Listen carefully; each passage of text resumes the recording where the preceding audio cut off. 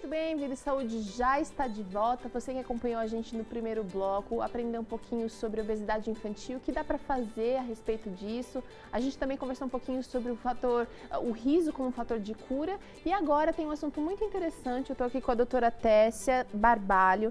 Ela é mestre em psicologia, coordenadora e professora do curso de psicologia do NASP. E vamos falar sobre sequelas da violência sexual. Doutor, olha só, a estimativa que eu tenho aqui é de que a gente tem mais de 500 mil tentativas de estupros consumados no Brasil anualmente, mas só 10% acaba sendo reportado para a polícia. O que acontece com a pessoa, que na maioria das vezes é mulher, que ela não dá seguimento com essa denúncia? Olha, nós provavelmente teremos números ainda maiores do que as estimativas, né, que são apresentadas. Porque geralmente o medo, a vergonha, a insegurança, os sentimentos de menos-valia que acompanham as vítimas de um estupro são muito grandes. Falamos de mulheres, mas também falamos de adolescentes, né, de crianças. E pelos estudos e pelo que se conhece, a grande maioria dos estupradores, né, dos abusadores, eles fazem parte de um rol muito próximos à vítima.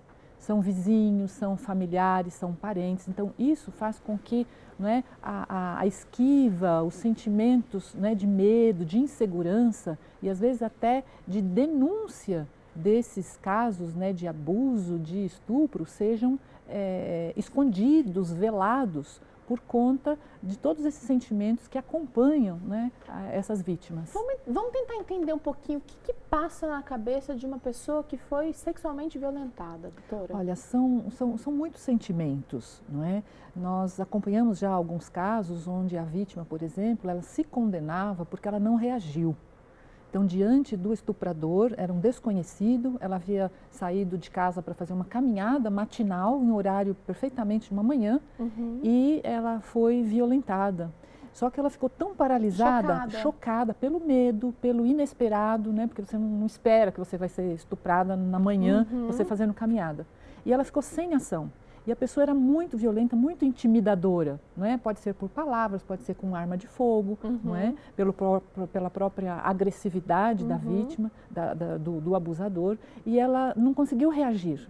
E ela se cobrava muito depois. Por que eu não reagi? Por que eu não gritei? Por que, não é? E ela se cobrava, ainda se culpava por conta dessas coisas. Então, a culpa, a vergonha, são sentimentos assim recorrentes nas vítimas de abuso. Por mais que ela seja vítima, a mulher acaba muitas vezes se sentindo culpada, como você disse. Como que dá para trabalhar esse tipo de culpa? Socialmente e culturalmente, paira, né, no ar um mito, né, de que a mulher é a causadora, que ela é a provocadora. Né? Então, se aconteceu Infelizmente. Isso... Pois é. Então, isso é social, é cultural.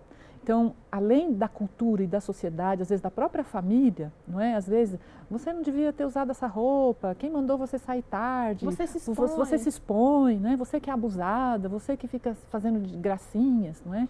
Então, a pessoa já tem isso externamente voltado contra ela. E ainda as questões internas, não é? De por que eu, né, não desviei o caminho, por que eu não saí com a minha amiga. Depois que as coisas, evitar a tragédia. A gente sempre pensa, a gente sempre quer trancar a porta depois que, né, ela foi arrombada. Então, esses sentimentos acabam, né, martirizando as vítimas de estupro e de abuso. Em um segundo momento, então esse primeiro momento é tentar trabalhar a culpa, mas em um segundo momento, de repente um problema mais a longo prazo, como que é trabalhado? Sim, às vezes a pessoa pode desenvolver o que a gente chamaria de estresse pós-traumático. Ok.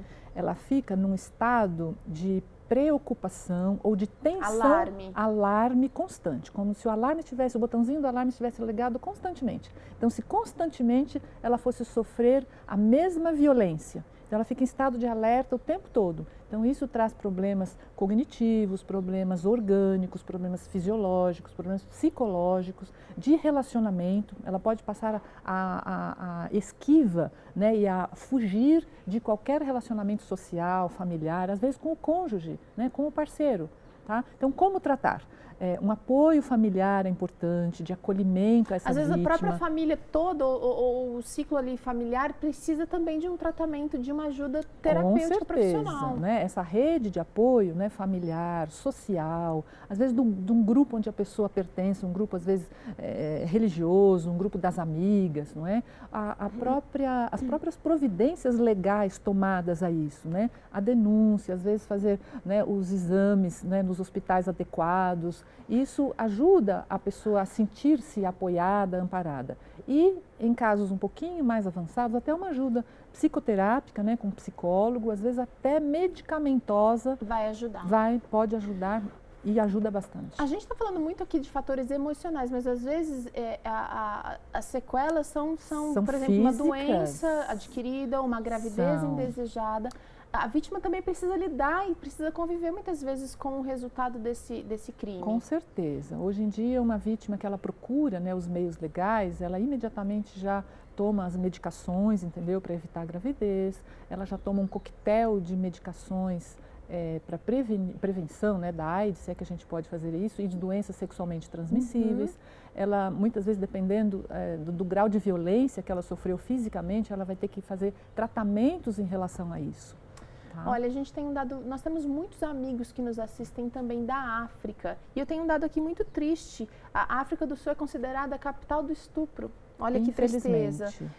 Olha só, segundo dados da Rape Crisis, a cada 27 segundos uma mulher é abusada sexualmente na África do Sul. 1 em cada 3 sul-africanas será violentada pelo menos uma vez na vida. E olha só, outro dado aqui, 1 em cada 3 sul-africanos irá estuprar uma mulher. Então é um dado até equiparado, mas muito triste. Como conviver com uma realidade tão dura?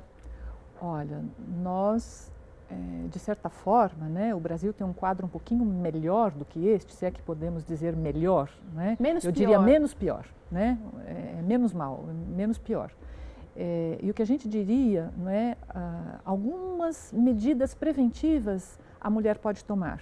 Então, evitar colocar-se em situações onde, por exemplo, caminhar sozinha em determinados horários. Hoje em dia, nas grandes cidades e até nas pequenas cidades também, esse momento, né, de entrar em casa, abrir portão, fechar portão.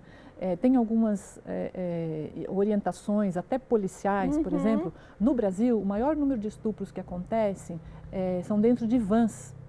Então, evitar estacionamentos, locais onde você possa, né, ao passar sozinha, por exemplo, você ser abordada e ser jogada para dentro de um carro, por exemplo, não é? Dentro de uma van, por exemplo. Então, se você está num estacionamento de um mercado, de um local onde você foi, um shopping, por exemplo, não é? E você observe um pouquinho, esteja um pouquinho atenta. Mais alerta. Mais alerta, não é? Para não criar a situação, porque a situação muitas vezes pode, né, se tornar favorável a isso. Nós temos, doutora, um minutinho agora para encerrar. Eu gostaria que você falasse diretamente com alguém que está nos assistindo, que porventura tenha passado ou esteja passando por uma situação como essa, uma situação muito adversa, muito difícil, mas que mostrasse um pouquinho a luz ou um caminho no final do túnel.